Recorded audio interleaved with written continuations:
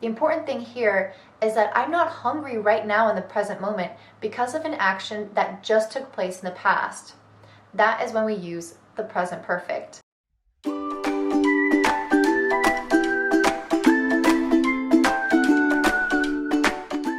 Hello guys, this is Courtney back from Wonder in English, and today I wanted to talk to you guys about the present perfect and the past perfect tenses.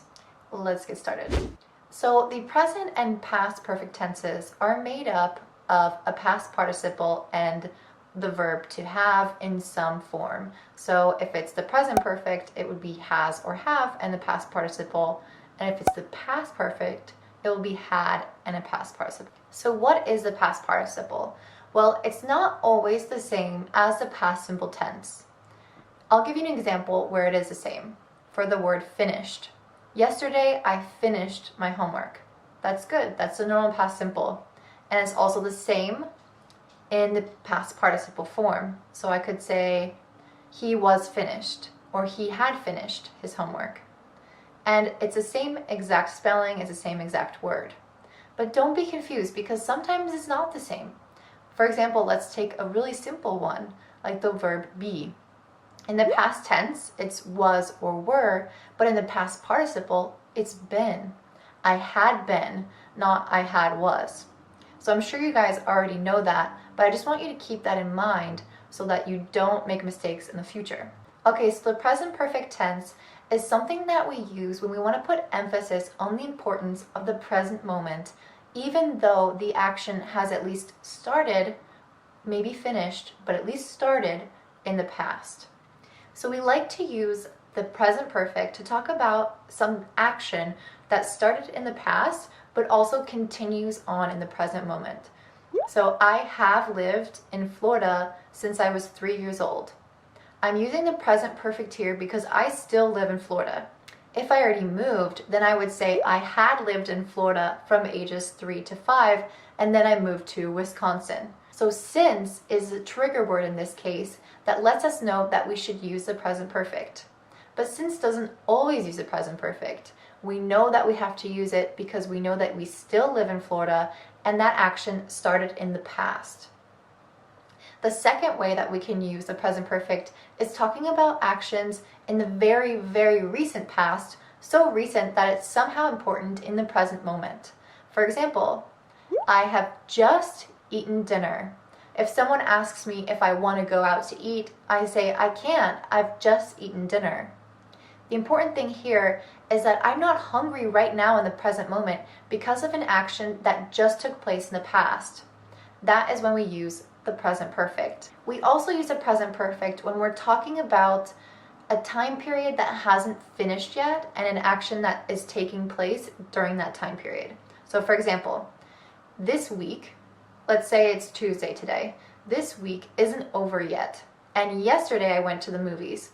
So I could say I have gone to the movies once this week. Well, this week is still going on. It's not over yet. It's not entirely in the past, even though I did go to the movies already yesterday.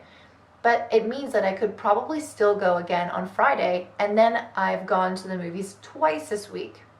So the important thing here is that the week is not done, which means that it's super relevant to the present moment, and that's why we use the present perfect tense. Another way that we use the present perfect is for actions where the time is not important. And this one I think could probably be the most confusing for students because there's a lot of leeway in when you can use this. So we like to use this, for example, with things that you have or haven't done in your life, like life experience. For example, I have never flown to Russia. Or I have eaten 3 burgers in one day before. So these are things that you have or haven't done, and the time is absolutely irrelevant. It's just some period of time in your life, doesn't matter when. So that's when we're going to use the present perfect. You could also say, I have read The Great Gatsby. It doesn't matter when you read it. You're just trying to tell people that that's something that you've done in your lifetime. So again, it's important to use the present perfect when the present moment is important to the action. Let's take a comparison of present perfect and past simple. I could say he has graduated, present perfect, or he graduated, past simple. What's the difference between these? Well, the first one puts emphasis on the fact that it probably just happened, and it's also really important to this moment right now. We've been waiting for it for a long time, we've been talking about it every day, and finally, he's just graduated. Whereas if I say he graduated, we don't know when that happened. It could have been many years ago. It doesn't really matter to what's going on right now in the present moment or in this conversation. So the difference between them is the relevance to the present moment. So the most helpful thing I'm going to tell you right now is I'm going to read off a group of words that will trigger the present perfect. So whenever you're writing these words, you know that it's very likely that you could use the present perfect in that sentence. So the first word is already. I have already eaten. The second is just. I have just gone to the store. The third is ever or never. I have never eaten a steak before. The fourth is not yet or yet. Have you eaten yet? Oh, I haven't eaten yet. The fifth is so far. I've read 5 books so far. Okay, so those are your trigger words. When you see those or write those in a sentence, you know that it's very possible that you're going to have to use the present perfect tense. So now let's go over the past perfect. The past perfect is very similar, except we're using this for actions that happened in the past and are completely finished in the past and don't have relevance in this present moment. And we're using this with had and a past participle. So for example, yesterday I had eaten an apple before I went to the gym. So the most important thing about the past perfect is that there are 2 points in time. Either the points are inherent or known within the context, or it explicitly says them in the sentence. So let me explain what I mean by that. The past perfect is going to be the action that's in the latest past time. And then you're also going to have another action that's in the simple past that happened closer to the present moment. So for example, when someone graffitis something, they spray paint on the wall. So I could say, I was shocked, simple past, to see that someone had graffitied "What's up" on my wall. So the important thing here is that when I saw the graffiti, I knew that it had taken place before that moment in time. So that before action, that very late past, is the past participle. For example, you could say Harold had known about it for a while. If you wanted to add the past simple, you could say Harold had known about it for a while before he said something. Said would be the past simple. But to say that he had known meant that before this point in time in the past, he had already known it. So you don't always need that past simple to indicate that you're going to use the past perfect. The most important thing to know is that the past perfect is just a completed action in the past and is ending before another action in the past occurs. Let's take a look at some more examples. After she had moved out, past perfect, I found her notes, past simple.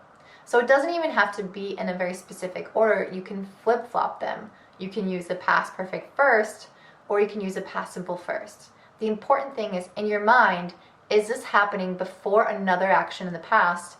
If that's a yes, then you use the past perfect. Okay, so now I'm gonna read a story for you guys, and I can't look at the camera when I read it because, well, I'm reading. And I want you guys to decide if it's the past perfect or the present perfect. They're really easy to distinguish. One is happening at a very late time in the past, and one is happening, in the somewhat recent past, or it's relevant to the present moment. So I'm sure you guys won't have any difficulty distinguishing which is which. As I say it, I'm going to put the words below, and in parentheses, I'm going to put the answer. Okay, so I'm going to read that now. Yesterday, after Megan had left for work, someone robbed her home. While the robber was stealing her things, he realized that she had left her gas stove on, so he turned it off for her.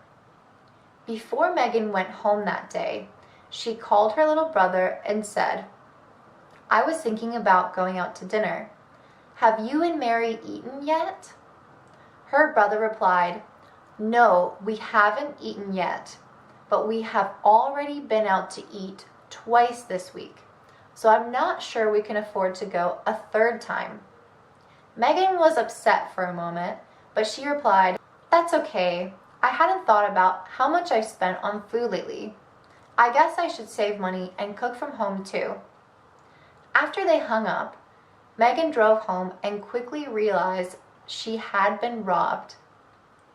"Where has the robber gone?" she exclaimed in fear. Okay, so that is the whole story. If you guys want to read that, I'm going to put it in the notes below, and I'm going to bolden, I think you can bolden on YouTube, I'm going to bolden the words that I'm talking about that are either in the past or present perfect. And I hope that that was helpful for you guys.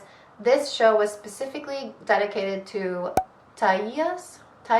I'm not exactly sure how to pronounce your name, but thank you so much for requesting this lesson. And if you guys have any lesson requests, any English questions, I'm so happy to answer them. So don't forget that you can comment below and I'll respond, or email me, and check out wonderinenglish.com for full written lessons that are based off of my podcast. These are super, super helpful to learn new vocabulary, new words, idioms, and collocations, and improve your listening skills. Guys, you don't want to miss it. If you listen every single week, you will improve your English. Thank you so much for staying tuned. Don't forget to subscribe. Bye!